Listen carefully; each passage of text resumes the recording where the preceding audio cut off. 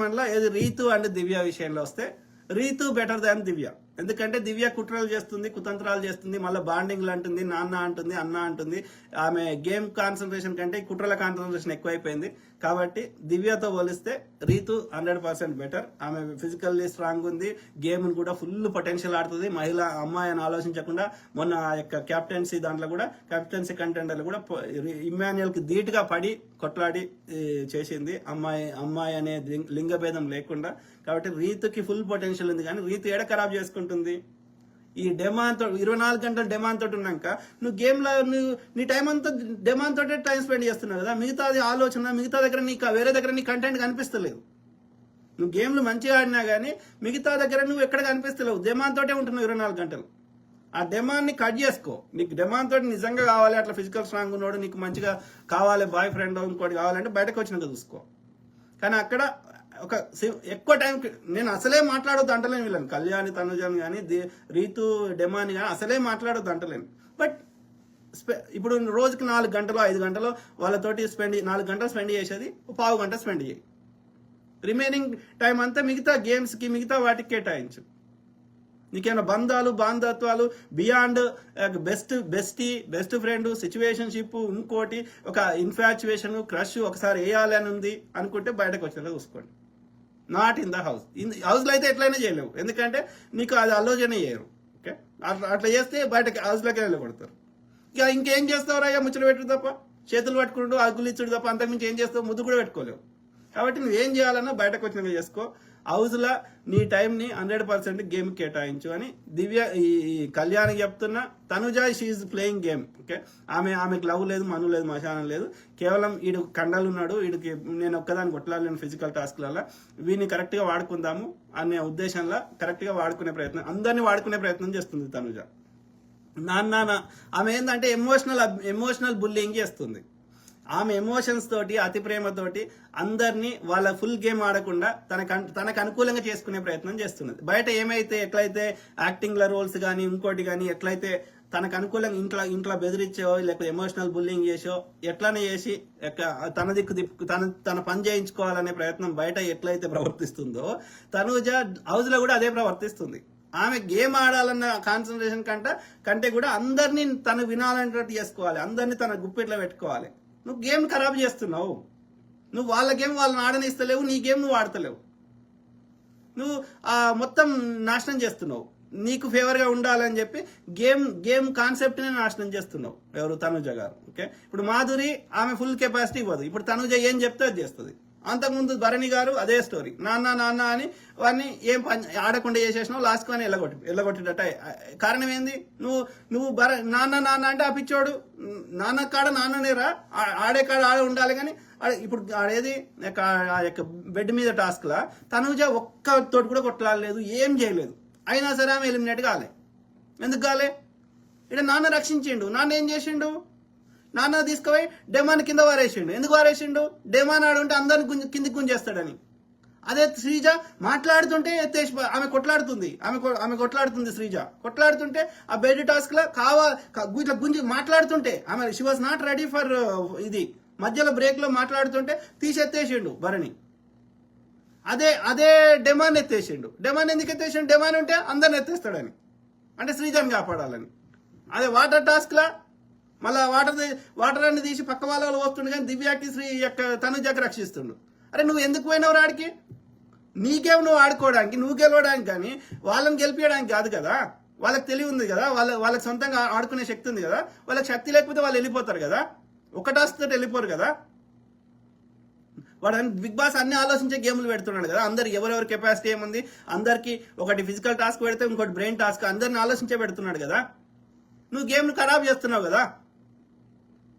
ఎందుకు చేస్తున్నావు? ఎందుకంటే నీకు ఎక్కువ టైం మిగతా టైంలో ఎక్కువ టైం స్పెండ్ చేస్తున్నావు, ఎక్కువ నువ్వు వాళ్ళతో ముచ్చట పెడుతున్నావు. వాళ్ళతో ఒకరు నాన్న అని, ఒకరు అన్న అని, లేకపోతే ఒకరు కూతురు అని ఈ బంధం ఏర్పరచుకొని వాళ్ళకి నువ్వు నీ గేమ్ పక్క పెట్టి పొద్దుగాలేస్తే వాళ్ళని రక్షించాలి, వాళ్ళని గెలిపించాలని ప్రయత్నం చేస్తే that is not the purpose of the Bigg Boss కదా.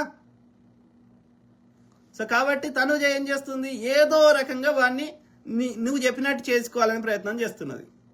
ఒకని నాన్న అన్నది ఫస్ట్ ఇమాన్యుయల్ తోటి దోస్తీ చేసింది. ఇమాన్యుయల్ గ్రహించి స్మార్ట్ గా గేమ్ ఆడుతున్నాడు. గేమ్ ఆడితే ఇమాన్యుయల్ నచ్చట్లేదు తనుజాకి. ఎందుకు నచ్చట్లేదు? ఆయన గేమ్ ఆడుతున్నాడు, ఆయన కరెక్ట్ ఆడుతున్నాడు. ఆయన సంజన తోటి అమ్మ అమ్మ అంటున్నాడు, కానీ దట్ డస్ నాట్ మీన్ అమ్మనే గేమ్ అనే. ప్లస్ సంజన ఆ పొటెన్షియల్ లేదు కాబట్టి ఆమెకి సాయం చేసినా పీకినా ఒరిగేది ఏం లేదు. అది ఆమె ఎప్పుడోసారి 3-4 వారాలు ఇలా ఈ నెక్స్ట్ 2-3 వీక్స్ లో సంజన ఎట్లయినా పోతుంది. సో సంజనకి హెల్ప్ చేసినా ఒరిగేది ఏం లేదు ఆడ. ఓకే, ఈడ కాంపిటీషన్ ఎవరెవరికి ఉన్నది? తనూజ, కళ్యాణ్, గతంలో శ్రీజ, ఇప్పుడు మళ్ళీ వస్తే శ్రీజ, తర్వాత ఇమాన్యుయల్. ఈ నలుగురే ఇప్పుడు ప్రస్తుతానికి నడుస్తున్నది టాప్ 4లో. ఓకే, సో వీళ్ళకెళ్ళి ఎవరో ఒకరు అవుతారు. ఓకే, సో కాబట్టి ఇమాన్యుయల్ సంజనాకి ఓకే అది టైం పాస్ ముచ్చట వాళ్ళకి ఏదో ఎంటర్టైన్మెంట్ అని ఏదో ట్రై చేస్తారు, కానీ బట్ ఆమె సంజన అంటే ఆమె టాప్ 4-5 లేదు కాబట్టి ఆమెకి హెల్ప్ చేసినా చేయకపోయినా ఒరిగేది లేదు. సో అది ఓకే. ఇది తనుజ చెడగొడుతుంది. తనుజ ఎంతసేపు అందరినీ తను చెప్పినట్టు చేసుకోవాలి. చేయకపోతే వానితోటి ఇప్పుడు ఇమాన్యుయల్ న్యూట్రల్ గా ఉండి గేమ్ ఆడుతున్నాడు, ఇంకోటి చేసే వరకు తనుజకి నచ్చట్లేదు. అరే మొన్నటిదాకా జోక్లు వేసినావు, ఫ్రెండ్లీ చేసినావు, ఇప్పుడు మళ్ళీ నన్నే నామినేట్ చేసినావు, నన్నే ఇది చేసినావు. ఎస్, గేమే ఎంటర్టైన్మెంట్ గేమ్ ఆడేటప్పుడు గేమ్ ఆడాలి. బట్ తనుజ ఇస్ ఎంతసేపు నేను గెలవాలి. ఎందుకు నీకు ఫేవర్ చేస్తారు వాళ్ళు? ఎందుకు చేయాలి? అందరు నీ లెక్కనే వాళ్ళు కూడా గెలవాలని హౌస్ లేకపోయారు కదా, నీకెందుకు ఫేవర్ చేయాలి? ఎందుకు కోరుకుంటున్నావు తనుజ? మళ్ళా ఈ రియాలిటీని యాక్సెప్ట్ చేయదు తనుజ. చేసేదన్నీ చేస్తుంది కానీ ఇది నిజము, ఇది వాస్తవాన్ని అంగీకరించదు. No, that is not acceptable. Everybody went there to stay as long as they can, and they want to make as much money as they can. They want to become as popular as they can, and they want to win the title. ప్రతి ఒక్కరూ పోయింది house లోకి. ఎన్ని రోజులైతే అన్ని రోజులు ఉండాలి, ఎన్ని రోజులు ఎక్కువ ఉంటే అన్ని రోజులు పైసలు వస్తాయి, అట్లా పాపులారిటీ వస్తుంది. తర్వాత టైటిల్ గెలిస్తే ఇంకెక్కువ పైసలు వస్తాయి, ఇంకా ఎక్కువ పేరు వస్తుంది. కాబట్టి ప్రతి ఒక్కడు పోయినది అదే పర్పస్ అన్నప్పుడు వాళ్ళు ఒడగొట్టుకొని నీకెందుకు సాయం చేయాలని నువ్వు ఎందుకు కోరుకుంటున్నావు తనుజ గారు? కేవలం నువ్వు అందంగా ఉన్నానా? No, that won't. లేకపోతే యూ డూ స్పెషల్ ఫేవర్స్ అయినా? No, I don't think. బుద్ధున్నోడు వాడు ఆ ట్రాప్ లో పడాడు, కానీ భరణి పడ్డాడు, కళ్యాణ్ పడ్డాడు. ఓకే, అది కరెక్ట్ గా. మాధురి కూడా పడ్డది ఇప్పుడు. మాధురి ఎందుకు పడ్డది? మాధురి బాధ ఏంది? నేను ఇప్పుడే వచ్చినా, నేను నామినేషన్లో ఉన్నా అనుకో, ఆయనతో నన్ను ఫస్ట్ నాకు తక్కువ లీస్ట్ ఓట్లు వస్తాయి, ఆయనతో నన్ను వెళ్ళగొడతారని. ఇప్పుడు తనుజ రాలేదనుకో, ఏది నామినేషన్ కాలేదనుకో, తనుజ ఓట్లను ఎవరికి పడతాయి? తనుజ నామినేట్ కానప్పుడు మాధురి నామినేట్ అయింది. ఇప్పుడు తనుజ ఓట్లన్నీ ఎవరికి పడతాయి? డెఫినెట్లీ మాధురికి పడతాయి. కాబట్టి మాధురి ఒక పెద్ద కుట్రతోటి ఆమెతోటి ఆమె ఏం తిట్టినా సరే, ఆమె ఏమన్నా సరే దోస్త్ ఎందుకు చేస్తుంది? తనుజ ఓట్లు నాకు పడతాయి, తనుజ నామినేట్ కాకపోతే.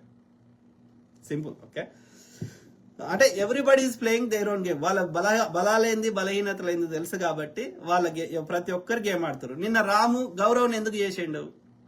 ఇప్పుడు నిన్న నామినేట్ అయిన 8 మందిలో ఇప్పుడు రాము నామినేట్ అయినాక మిగతా నామినేట్ అయిన వాళ్ళతో పోలిస్తే రాము బలహీనంగా ఉన్నాడు. సంజన మిగతా వాళ్ళతో, డెమాను, రీతుతో పోలిస్తే ఇప్పుడు రాము ఈయన కంటే బలహీన చేయలేదనుకో, రాము ఎలిమినేట్ అవుతాడు.